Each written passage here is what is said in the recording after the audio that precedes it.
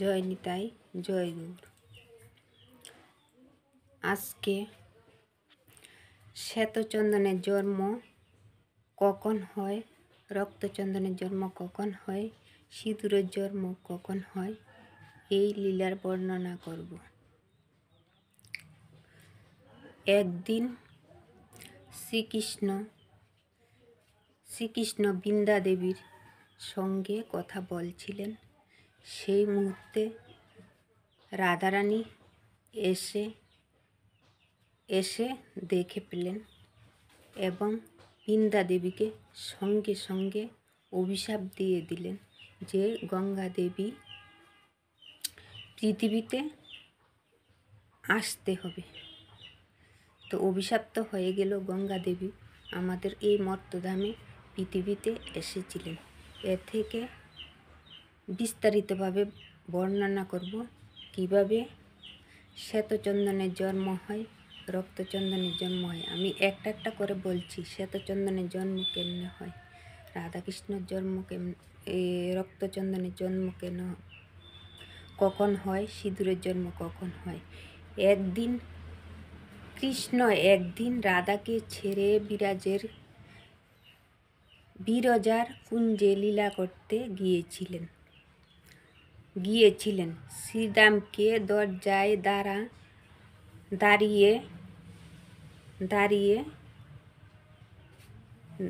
দাঁড়িয়ে ছিল। রাধারানী গিয়ে শ্রীদামকে বলল, দরজা খুল শ্রীদাম। তখন শ্রীদাম বলল, না, দরজা খুলব না। শ্রীদাম বলল, আমি কৃষ্ণের আদেশ ছাড়া দরজা খুলতে পারব না। রাধারানী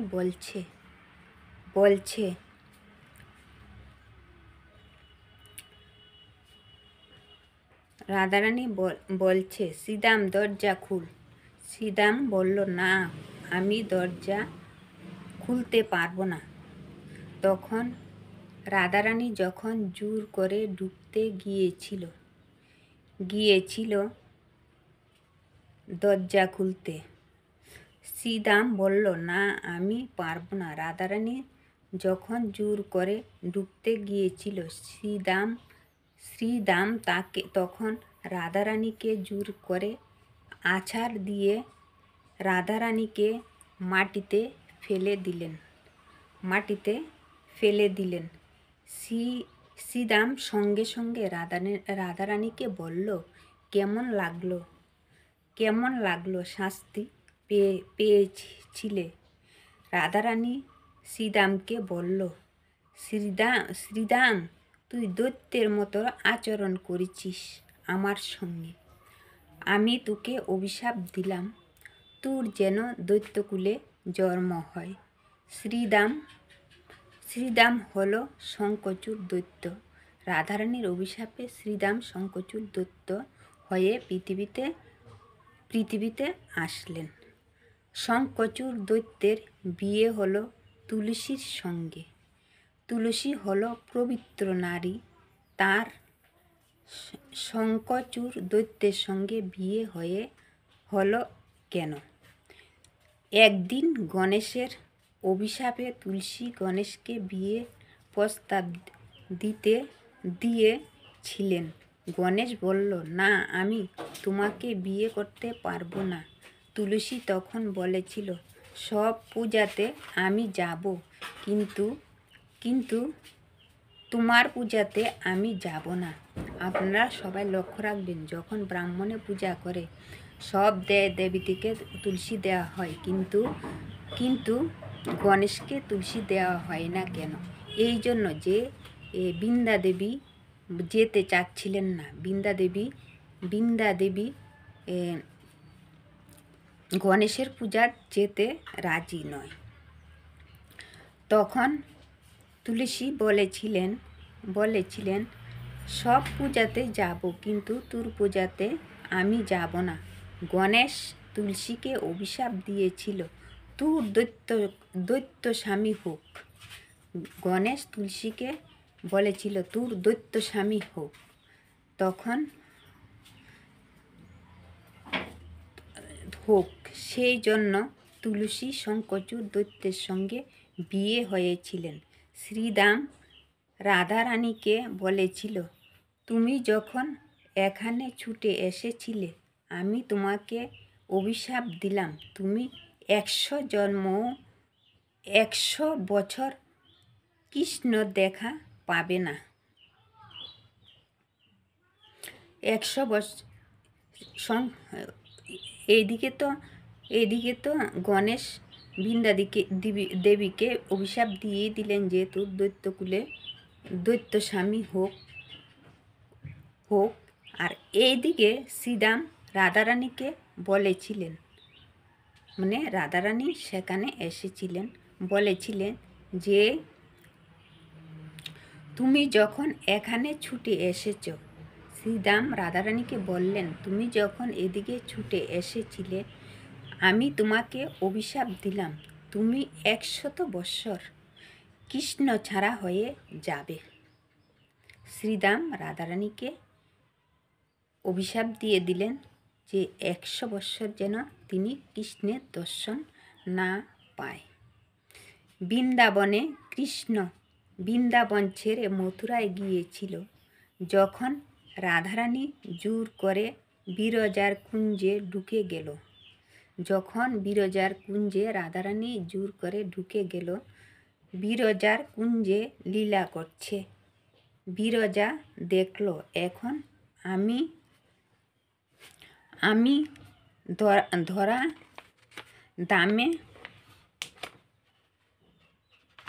দরাদামে পরে যাব।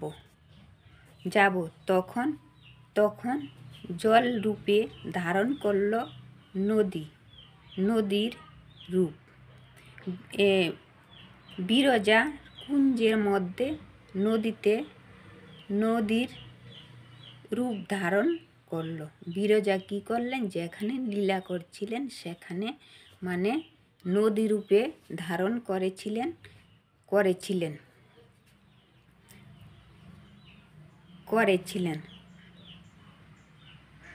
সঙ্গে সঙ্গে কৃষ্ণ বলল, আমাকে যদি চিনতে পেরে যায় আমি বিরজার সঙ্গে লীলা করছি। এদিকে আবার কৃষ্ণ বললেন, যদি আমাকে চিনতে পেরে যায় তখন কি হবে? তখন শ্রীকৃষ্ণ তখন জলের মধ্যে কালো সাপ হয়ে খেলা করছেন।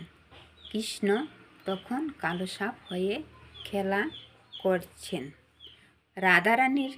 রাধারানী বলল, বিরজা তুমি আমার কৃষ্ণের সঙ্গে লীলা করছিস আমাকে না বলে কৃষ্ণের সঙ্গে লীলা করছিস।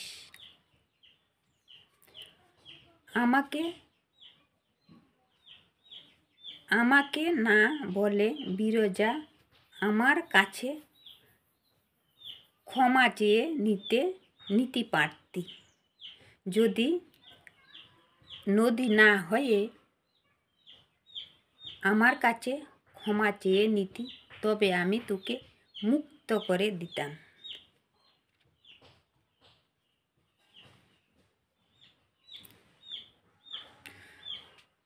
বিরজা তখন কিছুই বলল না। ভগবান শ্রীকৃষ্ণ কিছু বলল না। তুমি যখন জল হয়ে আমাকে দেখা দিলে, রাধারানী বলল বিরজাকে যে তুমি যখন জল রূপে আমাকে দেখা দিলে। রাধারানী বিরজাকে বলল, তুমি নদীতে পরিণত হয়ে যাও। বিরজা কেঁদে কেঁদে বলল, রাধা গো, অভিশাপ দিলে নদী রূপে জন্ম নিতে বলো, তবে আমি কবে উদ্ধার হব? যে আমি নদী রূপে জন্ম নিলাম আমি কবে উদ্ধার হব? রাধারানী বলল, তুই হবি যমুনা আর আমার কৃষ্ণ যত লীলা করবে তুর নদীর কূলে কূলে কূলে করবে তুর তীরে। শুধু তাই নয়, ঢাল ভালো করে জেনে রাখ, যেই দিন আমরা দুজনে যমুনার কূলে যমুনার তীরে নৌকা বিহার যে যমুনার তীরে নৌকা বিহার করবে রাধা ও কৃষ্ণ তার সখীদের নিয়ে লীলা করবে, তো তো নদীর কূলে করবে তোর তীরে। শুধু তাই নয়, ভালো করে জেনে রাখ, যেই দিন আমরা দুজনে যমুনার কূলে যমুনার তীরে নৌকা বিহার করব, নৌকা বিলাস মানে নৌকা বিলাস যে কয় বলে নাকি করব, যুগল দর্শন করবি, সেই দিন তুই ধন্য হবি। এইবার যখন কৃষ্ণ সাপ রূপ ধারণ করে জলের মধ্যে ঘুরছে, তখন রাধারানী বলল, কৃষ্ণ তুমি আমাকে চালাকি শেখাচ্ছ না? আমিও রাধারানী তুমি যদি সাপ হও, কৃষ্ণকে বললেন, তুমি যদি সাপ হও আমি হব তখন ময়ূর। তখন রাধারানী ময়ূর রূপ ধারণ করেন। সাপ হয়ে গেলে কে কৃষ্ণ, আর ময়ূর হয়ে গেল কে রাধারানী। ময়ূরের সঙ্গে সঙ্গে মনে মনে ভাবতে লাগলো দাঁড়াও, তোমাকে দেখাচ্ছি মজা। ময়ূর সঙ্গে সঙ্গে সাপের মুখটা খাপ করে ধরে সাপটাকে 3 বার আছাড় মারল। মানে যে কৃষ্ণরূপী সাপটা তাকে 3 বার আছাড় মারল। কৃষ্ণের 3টি জায়গা ভেঙে গেল। 2টি পা বাঁকা, 2টি পা বাঁকা, 2টো পা ভেঙে গেল, আর কি কোমর বেঁকে গেল। সেই জন্য আর কি ভেঙে গেল, ঘাড়টা ভেঙে গেল, মানে একটু বাঁকা হয়ে গেল আর কি, ধরা যায় না গেল। সেই জন্য আর কি ভেঙে গেল, ঘাড়টাও ভেঙে গেল। এই জন্য ঘাড়টা বাঁকা বা সেই জন্য তোর নাম হলো ত্রিভঙ্গ মুরারি। রাধারানী শ্রীকৃষ্ণকে বলল, আজ থেকে তোর নাম হলো ত্রিভঙ্গ মুরারি। ময়ূর বলল, কৃষ্ণ তুমি যে আমার কাছে হেরে গেছ তার প্রমাণ কি হবে? তুমি যেই আমার কাছে হেরে গেলে তার প্রমাণ কি জানো? আমার ময়ূর পালকটা তোমার মাথায় নিয়ে চিরকাল জগৎকে দেখাতে হবে। রাধারানীর কাছে হেরে গেছি, এই জন্য কৃষ্ণ ময়ূরের পালকটা মাথায় নিয়েছিল। যখন কৃষ্ণরূপী কাল সাপটা ময়ূরটাকে ধরেছিল, সাপের মুখ থেকে 3 ফোঁটা রক্ত মাটিতে পড়ল। যখন সাপটাকে মারল, তখন সাপের মুখ থেকে 3 ফোঁটা রক্ত মাটিতে পড়ল। যখন 3 ফোঁটা রক্ত মাটিতে পড়ল, রক্তগুলি কি হবে? সঙ্গে সঙ্গে অগ্নিদেবকে বলল, তুমি এই 3 ফোঁটা রক্তকে পুড়িয়ে ছাই করে দাও। অগ্নি বলল, আমার এত বড় ক্ষমতা নাই যে আমি কৃষ্ণের ভগবান শ্রীকৃষ্ণের 3 ফোঁটা রক্ত আমি পুড়িয়ে ছাই করে দিতে পারি। তখন কি করবে?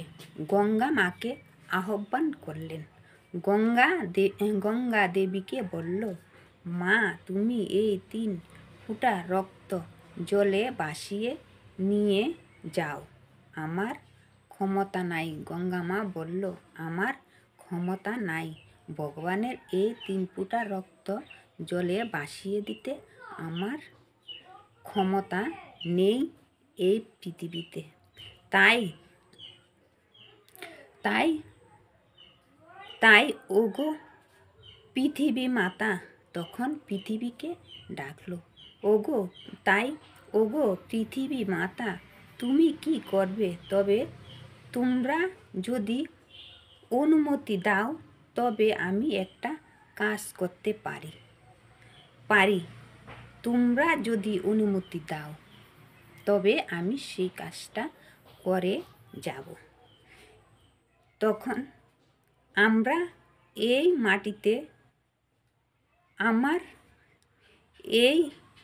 মাটিতে 3 ফোঁটা রক্ত থেকে 3টা গাছের জন্ম নেবে। তবে কি গাছ? সাত্ত্বিক, রাজসিক, তামসিক, এই 3টা গাছ। সাত্ত্বিক, রাজসিক, তামসিক, এই 3টা গাছ হবে। সাত্ত্বিক গাছ মানে চন্দন, শ্বেত চন্দন জন্ম হবে। সেই চন্দন ঘষে গোবিন্দের চরণে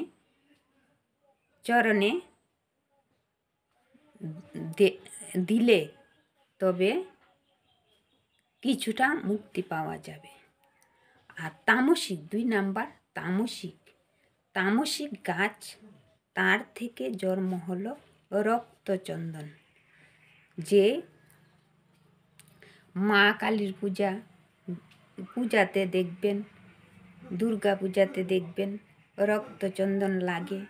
দেবদেবীরা বলল, আমরা এটা গ্রহণ করব। দেবদেবীরা বলল, আমরা এটা গ্রহণ করব। তারপর রাজসিক গাছ, এই গাছটা হলো সিঁদুর গাছ। সিঁদুরের ফল হয়, একরকম কাম সিঁদুর বলে যাকে, তার একটা গাছ হয়। সিঁদুরের ফল হলো, সেই ফল থেকে সিঁদুর তৈরি করে আপনারা সিঁদুর কপালে সিঁথিতে নেবেন। সিঁদুর নিতে হলে 5 জায়গাতে এক করে বলে দিচ্ছি। সিঁদুর নিতে হলে 5 জায়গাতে নিতে হয়। কিভাবে নিতে হয় আমি এক করে বলে দিচ্ছি। সিঁদুর সিঁথিতে নেবেন। আবার অনেকে দেখবেন সাইডে যত সাইডে নেবেন তার সম্পর্ক স্বামীর সঙ্গে তত সাইড হয়ে যাবে। মানে স্বামী স্ত্রীর সঙ্গে সর্বদাই ঝগড়াঝাটি লেগে থাকবে, সংসারে অশান্তি হবে। কপালে দেবেন। সিঁদুর নেবেন কণ্ঠে, শাড়ির আঁচলের কোণে, শাখাতে আর লোহাতে। কিন্তু এখনকার যুগে লোহার ব্যবহার কমে গেছে, কিন্তু লোহাতে আর সিঁদুর দেওয়া হয় না। যদি লোহার ব্যবহার থাকতো তাহলে লোহাতে মানে লোহার চুড়ি, মানে লোহার যে একটা চুড়ি আছে সেই চুড়িতে সিঁদুর নিতে হয়।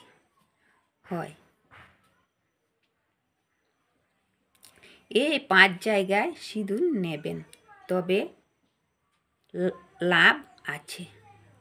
যে যত সিঁথিতে বড় করে সিঁদুর নেবেন, তত স্বামীর মঙ্গল হবে। আর যত সাইডে সিঁদুর নেবেন, আমার মায়েরা যত সাইডে নেবেন তাদের সংসার সাইড হয়ে যাবে, স্বামী স্ত্রীর কোনোদিন মিল হবে না, ঝগড়াঝাটি একটা লেগেই থাকবে। ভগবানের চরণে 56 বুক দিন আর 108 বুকই দিন। আর একটা জিনিস না দিলে বুক সম্পূর্ণ হয় না, কি বলতে পারেন তো? যে যত পূজা পার্বণ করেন, যতটাই ভোগ দেন ভগবানকে, তবে একটা জিনিস না হলে ভগবান তা গ্রহণ করেন না বা তার দিকে ফিরে তাকায়ও না। সেই জিনিসটা কি?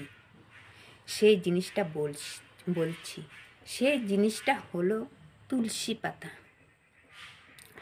তুলসী পাতা যদি, যে ভোগে তুলসী পাতা না দিলে ভগবান ভোগ গ্রহণ করে না। যে ভোগে তুলসী পাতা যদি আপনি না দেন, সেই ভোগ কোনোদিন ভগবান গ্রহণ করে না। যেমন 56 ভোগ দিলে তুলসী পাতা না দিলে গ্রহণ করে না, 108 ভোগে তুলসী পাতা না দিলে ভগবান গ্রহণ করে না। যতই কিছু দেন না কেন ভগবানকে, আপনি যদি তুলসী পাতা ভোগে অর্পণ না করেন, তবে আপনার ভোগ কখনো ভগবান গ্রহণ করবে না বা ভোগের দিকে ভগবান কোনোদিন তাকাবে না। যে দেহে তুলসীর মালা থাকে না, সেই দেহ কোনোদিন গোবিন্দ সেবা গ্রহণ করে না। যার দেহে বা কণ্ঠে তুলসীর মালা না থাকে, তার হাতে ভগবান কোনোদিন পূজা তো নেই না, খাওয়া তো দূরের কথা, ভোগ তো তাকানো তো দূরের কথা, সে পূজাও গ্রহণ করে না। সেই জন্য আমাদের তুলসী পাতা দিতে হয়। তাহলে আপনারা সকলেই শ্বেতচন্দনের জন্ম জানলেন, রক্তচন্দনের জন্ম জানলেন, সিঁদুরের জন্ম জানলেন, কিভাবে সিঁদুর হয়, এবং আপনারা যে পূজা দিচ্ছেন সেই পূজায় ভগবানকে তুলসী পাতা যদি অর্পণ না করেন, তবে ভগবান সেই ভোগ কোনোদিন গ্রহণ করে না। সেই জন্য আমাদের মাথায় রাখতে হবে যে আমরা ভগবানকে তুলসী পাতা অর্পণ করে তার পূজা করতে হবে। তবে আমাদের একটা সনাতন মতে একটা নির্দেশ আছে যে ব্রহ্ম মুহূর্ত স্নান করে ভগবানকে যদি তুলসী পাতা দিয়ে একটু বাতাসা হোক বা যা অন্য কিছু হোক দিয়ে তার চরণে নিবেদন করে যদি আপনি ভগবানকে দিয়ে নিজে খান, তাহলে আপনার দীক্ষা নেওয়াটা সার্থক হলো। তা না হলে দীক্ষা নেওয়া সার্থক হলো না। ভগবান এটাই চায়। আর কণ্ঠে সবাই তুলসী মালা দেবেন। যারা সাত্ত্বিক তারা তো সর্বদাই তুলসী মালা দেবেনই। আর অন্যান্য ব্যক্তিরা তুলসী মালা কণ্ঠে ধারণ করে না, কারণ তারা তুলসীর মালা না দিলেও বেলের মালা গলায় পরিধান করতে হবে। যে আমরা কণ্ঠেতে তুলসীর মালা দিয়েছি, একবার কণ্ঠেতে দিয়েছি, তবে আমরা কিন্তু এটা তুলসীর মালা। আমরা কিন্তু নিরামিষ আহার করি, মাছ মাংস ইত্যাদি খাই না। যারা মাছ মাংস খান তারা মালা দিতে পারবেন, কিন্তু কিভাবে দেবেন? মালা দেওয়ার একটা সঠিক নিয়ম আছে। মালাটা দেবেন আপনি কণ্ঠেতে দেবেন না, এভাবে লম্বা করে এতটুক করে দেবেন। তবে আপনি যাই খান না কেন আপনার কোনো পাপ হবে না। ভগবান এটাই চায়। ভক্তের ডাকে ভগবান সর্বদাই ভক্তের পাশে আসে, কিন্তু আমাদের ভিতরে জ্ঞান চক্ষু নেই, সেজন্য আমরা ভগবানকে দেখতে পারি না। আর আমাদের হৃদয়ে যে একটা হৃদয় সিংহাসন আছে, তা আমরা পবিত্র করতে পারি না। তাই সেজন্য আমরা ভগবানকে আমাদের হৃদয়ের সিংহাসনে বসাতে পারছি না। যদি আমাদের মনকে পবিত্র করে সাত্ত্বিক আহার করে তুলসীর মালা কণ্ঠে ধারণ করে করে আমরা ভগবানকে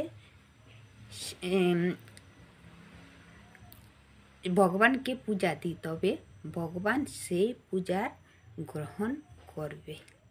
তাই আমি আপনাদের কাছে প্রার্থনা করি যে আপনারা সকলে ভগবানের চরণে আশ্রিত হন। ভগবান বিপদে যখন পড়বেন তখন আমরা সকলেই বারবার ভগবানকে ডাকতে থাকি, কিন্তু ভগবান আমাদের ডাকে সাড়া দেয় না। তখন বলে যে আমরা মাতৃগর্ভ থেকে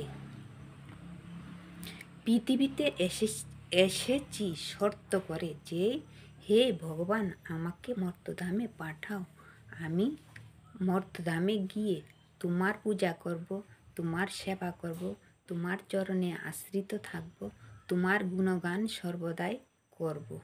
কিন্তু এসে দেখা গেল যে আমরা ভগবানকে বিন্দু মাত্র ডাকি নাই, বা ভগবানের নাম আমাদের মুখেও আসে নাই। আমরা যে পাপ করে যাচ্ছি তার ক্ষমা নেই, ভগবান ক্ষমা করবে না। তাই আমরা যমরাজার অংশীদার হয়ে যাব। এইভাবে আমরা যেহেতু যমরাজার অংশীদার না হতে পারি, তবে আমরা দীক্ষা মানে কি? দীক্ষা নেওয়া হলো ভগবানকে দিয়ে তারপর নিজে খাওয়া, এর নাম হলো দীক্ষা। তবে সকলেই যারা এখনও দীক্ষা নিচ্ছেন না, তারা অবশ্যই দীক্ষা নিয়ে নেবেন। কার কখন মৃত্যু হবে কেউ বলতে পারে না। আজ আমি আছি, কাল আমি হয়তো নাও থাকতে পারি। আপনি আজ আছেন, কাল হয়তো আপনি নাও থাকতে পারেন। যদি আপনি দীক্ষা না নেন তবে তো আপনি যমের অংশীদারি হয়ে যাবেন। তবে দীক্ষা নিন, দীক্ষা নিয়ে ভগবানকে আপনি সারাদিন ডাকতে হবে না। মন ভরে যদি আপনি ভগবানকে 5 মিনিটও ডাকেন, তবে ভগবান আপনার ডাকে সাড়া দেবে এবং আপনি ভগবানের চরণের আশ্রিত হবেন। তাই আমি সকলের কাছে প্রার্থনা করি আপনারা সকলে গুরুর কৃপা লাভ করুন। গুরুর কৃপা, গুরু মানে হচ্ছে গুরু। আমরা এখন অন্ধকার জগতে পড়ে আছি। গুরু দীক্ষা নেওয়া মানে গুরু আমাদের অন্ধকার থেকে আলোর পথে নিয়ে আমাদের ভজনকে শিক্ষা দেয়, কিভাবে ভগবানকে ভজনা করতে হয়, কিভাবে গুরুর ভজনা করতে হয়। এটাই মানে দীক্ষা নিলে, অর্থাৎ আমাদের যেই এই অন্ধকার জগৎ থেকে আলোর পথে নিয়ে পথ দেখিয়ে দিলেন, আমাদের যার থেকে মন্ত্র নেব বা নিবেন সেই গুরুদেব আলোর পথ দেখিয়ে দেবেন এবং ভগবানের পূজার অধিকারী আপনি তখনই হবেন দীক্ষা নেওয়ার পর। দীক্ষার আগে আপনি 80 বৎসর হলেও আপনি দীক্ষার না নিলে ভগবানের পূজার অংশীদার হবেন না। তাই আপনাদের কাছে আমার প্রার্থনা, আপনারা যারা এখনও দীক্ষা নেননি, আপনারা দীক্ষা নিয়ে নেন, ভগবানের চরণে আশ্রিত হন, ভগবান আমাদের সকলের জন্য আছেন, সর্ব পৃথিবীতে তিনি বিরাজমান। জয় নিতাই, জয় গৌর।